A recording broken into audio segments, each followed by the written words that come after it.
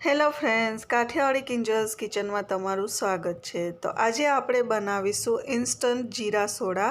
તો એક ગ્લાસની અંદર 2 થી 3 બરફના ટુકડા નાખ્યા છે।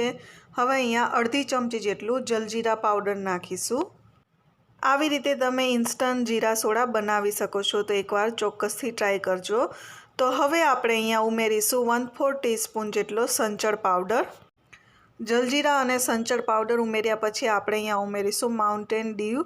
તમે અહીંયા થમ્સઅપ પણ લઈ શકો છો અથવા તો તમે અહીંયા સ્પ્રાઇટ પણ લઈ શકો છો, કોઈ પણ સોડા લઈ શકો છો। તો બસ અહીંયા તૈયાર છે ઇન્સ્ટન્ટ જીરા સોડા છે ને, એકદમ આસાન। તો ઉનાળાની સિઝન ચાલુ થઈ ગઈ છે, તો આવી રીતે તમે ઘરે ઇન્સ્ટન્ટ બનાવી શકો છો જ્યારે પણ ગેસ્ટ આવ્યા હોય ત્યારે, અથવા તો ફેમિલી મેમ્બર માટે આવી રીતે બનાવી શકો છો।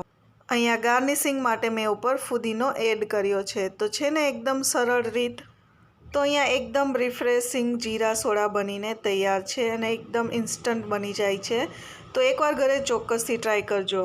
અને કોઈ રેસીપી માટે સજેશન હોય તો પણ તમે નીચે કમેન્ટ કરીને જરૂરથી કહી શકો છો।